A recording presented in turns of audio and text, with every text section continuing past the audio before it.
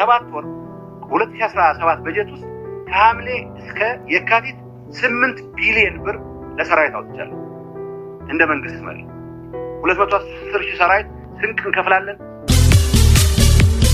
ምዕራብ ትግራይ በሰላም አይመለስልንም። ስለዚህ ጀነራል ታደሰንም ቻሌንጅ ያደረግነው እንዴ በሰላም የሚሰጡን አይመስለኝም ማለት በእርግጠኝነት ልንገር የኤርትራ መንግስት ከኢትዮጵያ መንግስት ጋር ባለው ግጭት የትግራይ ኃይሎችን ድጋፍ ይፈልጋል። እዚህ ላይ ጥርጣሬ ሊኖር አይገባም።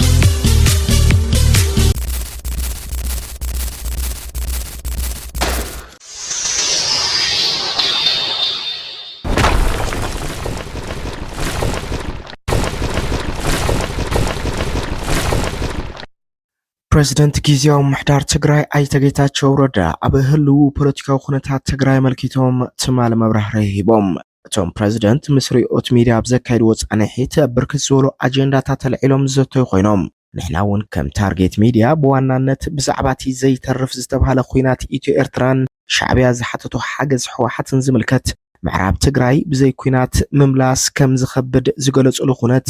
ኣብ ትግራይ ጸገም ብዝተፈጠረ ቁጽሪ ስልኩ ዓጽዩ ዝጠፍእ ብዛዕባ ዝተባሃለሉ ሌተናንት ጀነራል ታደሰ ወረደ ዝወፀ ምስጢርን ካልኦት ሓደሽቲ ዝርዝር ዛዕባታትን ብዝርዝር ናባኻትኩም ክነቕርብ ኢና ሓቢርኩም ናጽንሑ ሳብዛ ሰዓት እዚኣ ሕዚ እውን ፈቲኹም ጸሊእኹም ኣነ እመራሒኹም ብዘድምጽ ቃል ናይ ሎሚ ቃለ መሕትት ዝጀመሩ ኣይተ ጌታቸው ረዳ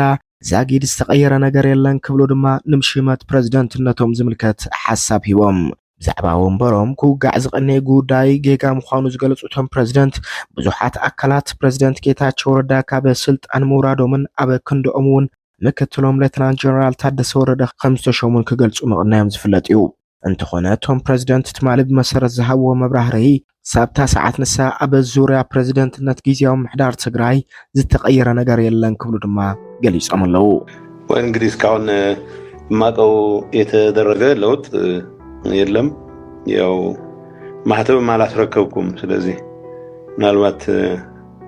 የሚደረግ ለውጥም ወይ የሚደረግ ሽግግርም ካለ በይፋ እስካውቀው ድረስ የጊዜያዊ አስተዳደሩ ፕሬዝዳንት እንደሆንኩ ነው ማቀው ትማሊ ኣብ ሪኦት ሚድያ ቀሪቦም ኣብ ህልው ኩነታት ትግራይ መብርህ ዝሃቡ ፕሬዝዳንት ጊዜያዊ ምሕዳር ኣይተ ጌታቸው ረዳ ኣብ ዝሓለፉ 8 ወርሕ ጥራሕ ካብ ካዝና መንግስቲ ንወጻእታት ሰራዊት ትግራይ ንምሽፋን 8 ቢልዮን ብር በጀት ፈሰስ ከም ዝተገብረ ነጺሮም ክልል ትግራይ ኣብ ዘበነ 2017 በጀት ዓመት ብመንግስት ፌደራል 13 ቢልዮን ብር በጀት ተሰሊዕላ ምንባሩ ዝገለጹ እቶም ፕሬዝዳንት ካብዚ እቲ ልዕሊ ፍርቂ ድማ ንወጻእታት ሰራዊት ትግራይ ከም ዝወዓለ እውን ነጺሮም ሓሊፎም ኣብ ዝሕዚ እዋን ኣብ ትግራይ ካብ ዘለው ጠቕላላ ዕጡቃት ናይ 110,000 ኣባላት ሰራዊት ትግራይ በጀትን ቀለብን ብመንግስቲ ይሽፈኑ ዝበሉ እቶም ፕሬዝዳንት እዚ ንምቕራፍ ድማ ምስ ብሄራዊ ተሃድሶ ኮሚሽን ብምረደዳ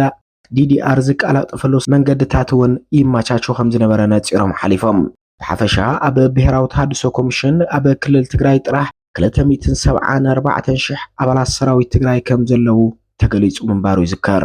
7 ወር 2017 በጀት ውስጥ ከሐምሌ እስከ የካቲት 8 ቢሊዮን ብር ለሰራዊት አውጥቻለሁ። እንደ መንግስት መሪ 210 ሺህ ሰራዊት ስንቅ እንከፍላለን።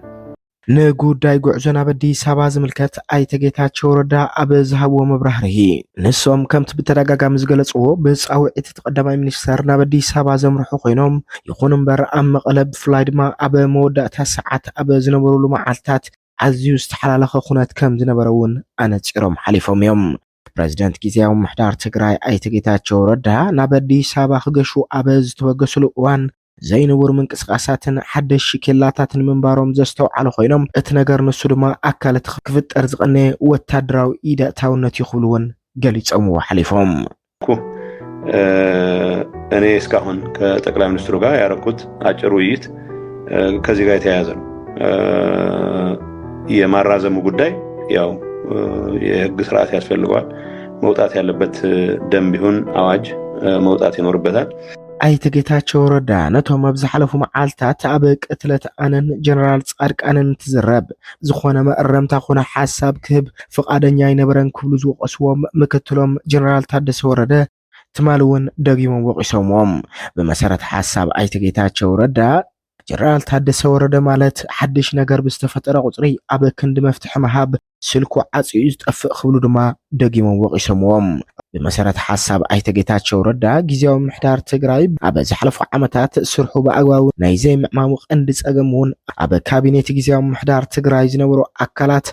ሓደ ጸገም ሓገዝ ዘይምንባሮም እዮም ክብሉ እውን ኣነጺሮም ሓሊፎም እንትኑ ሳትጨርስ እኔ የምዕራብ ትግራይ በሰላም አይመለስልንም ስለዚህ እጃችንን ጨብጠን እንቁም ብዬ ቤት መድረክ ላይ ተናግሬም ቆላል ምስ ምዃን ሃገረ ትግራይ ተኣሳሲሩ ኣብ ዝሓለፈ ኣብ ሆቴል ሸራተን አዲስ ኣብ ዝተወሃበ መግለጺ ኣይተጌታቸው ረዳ ሓደ እዋን ምውቕ እንትብለኒ ትግራይ ሃገር ያይለ ሓስብ ነይረ ክብሉ ዝተጠቐምሉ ቃል ብብዙሓት ወገናት መዘራረባ ኣጀንዳ ፈጢሩ ምቕናዩ ዝዝከር እዩ ነዚ ጉዳይ ኣመልኪቱ እቶም ፕረዚደንት ትማሊ ኣብ ዝሃብዎ መብራህርሂ ዝኾነ ይኹን ኣካል ናይ ፕሮግራም ለውጥ እንከይገበረ ኣካየዱ እንከይስተኻኸለ ሃገርነት ትግራይ ምምናይ ማለት ሕዝውን ናይ ሞቅታ ኢሎም ከም ዝሓስብዎ እዮም ነጺሮም ኮይኑ ግን ቶም ፕረዚደንት ኣብ ኣጠቓቕማ ቃላት ንዝፈጠረው ክዎ ክፍተት ይቕረታ ክብል ይደሊ ክብሉ እውን ገሊጾም ሓሊፎም ያልኩት በጓይላም ሞቅቢልህ በጭብጨባ ሞቅቢልህ ያው ሞቅታ ነው አስተውህበት ሆነ ፕሮግራም ነው ተቀየረው ትግራይ ሀገር እንድትሆን ታገላለሁ መንግስት ኤርትራ እንድሕር ምስ መንግስት ፌደራል ናብ ኩናት ዝኣቱ ኮይኑ ሓገዝ ሰራዊት ትግራይ ክግበረሉ ሓቲቱ ከም ዝነበረ ፕረዚደንት ጊዜያዊ ምሕዳር ትግራይ ኣይተጌታቸው ረዳ ገሊጾም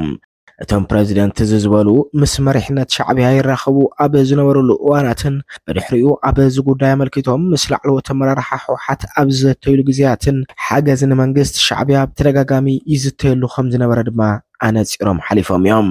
ሻዕብያ ንትግራይ ዝጠቅም ምንም ጥርትብል ስትራቴጂ የብሉን ክብሉ ዝገለጹ ኮይኖም ትግራይ ዓውደ ውግእ ናይ ምግባር ሕልሚ ከም ዘለዎ ግን ከይገለጹ ይሓለፉን በእርግጠኝነት ልንገር የኤርትራ መንግስት ከኢትዮጵያ መንግስት ጋር ባለው ግጭት የትግራይ ኃይሎችን ድጋፍ ይፈልጋል ንትግበራ ውዕል ፕሪቶሪያ ብቐንዱ ድማ ንጉዳይ ምምላስ ተመዛበልቲ ምዕራብ ትግራይ ዝምልከት ኣብ ዝሓለፉ 8 ወርሕ ዝተፈጠሩ ክፍተታት ሕዝውን ተጠያቂ መንግስት ፌደራል ዘይኮነ ንሕና ኢና ክብሉ ፕረዚደንት ጌታቸው ረዳ ወቂሶም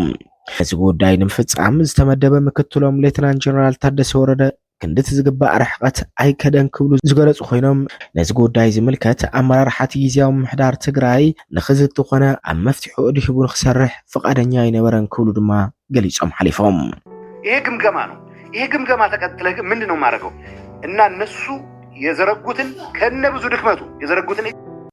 ኣብ መወዳእታ ምዕራብ ትግራይ በዘይ ኩናት ምምላስ ኣጸጋሚ ይኽሉ ፕረዚደንት ጊዜያዊ ምሕዳር ትግራይ ኣይተጌታቸው ረዳ ገሊጾም ዋላ እኳ ካቢኔ ጊዜያዊ ምሕዳር ትግራይን ኣመራርሓት ጉባኤ ዘካየደ ውድብ ህዝባውያን ሓርነት ትግራይን ነቲ ብመንግስት ፌደራል ዝተመቻቸወ ናይ ምዝርራብን ልዝብን ዕድላት ጸንቂቕካ ምጥቃም ክፍተታት ከም ዝነበረን ተሓበሩ ወገነቲ ንምዕራብ ትግራይ ተቆጻጺሩ ዘሎ ሓይሊ ግን ልዝብን ዘተን ዘይምቾ ካይዳ ይኸይድ ከም ዘሎ እዮም ገሊጾም ነዚ ጉዳይ ዝምልከት ብፍላይ ብተደጋጋሚ ምስ ምክትሎም ሌተናንት ጀነራል ታደሰ ወረደ ዝተዛተዩ ኮይኖም ብዘይ ኩናት ምምላስ ኣጸጋሚ ኢሎም ከም ዝሓስቡ እቶም ጀነራል እውን ገሊጾም ሓሊፎም እዮም ኣብ ምዕራብ ትግራይ ዝኽየዱ ዘለዉ ክያዶታት ወላ እኳ ሕጋውነት ዝጎደሎም ሓደሽ ሰፈራታትን ምትእትታው ዕጡቃትን ይካየዱ ከም ዘለዉ ዝሓበሩ ኮይኖም እዚ ጉዳይ እዚ ንምፍታሕ ልዝብን ድርድርን ከም ዘቐድሙ ብምሕባር ኮይኑ ግን ናይ ሓይሊ ኣማራፂ ከይተጠቐምካ እቲ መሬትን ህዝብን ምምላስ ከጸግም ይኽእል እዩ ክብሉ ድማ ገሊጾም ሓሊፎም ጀነራል ታደሰንም ቻሌንጅ ያደረግነው እንዴ አይ በሰላም የሚሰጡን አይመስለኝም ማለት ምባርከስ ፍትዋት ተኸታተልቲ ምድላዋት ታርጌት ሚድያ ትማሊ ፕረዚደንት ጊዜያዊ ምሕዳር ትግራይ ኣይተጌታቸው ረዳ ኣብ እዋናዊ ኩነታት ትግራይ ኣመልኪቶም ንዝሃብዎ መብርሂ ብኸምዚ ስዕብና ባኻትኩም ኣቕሪብና ሰላም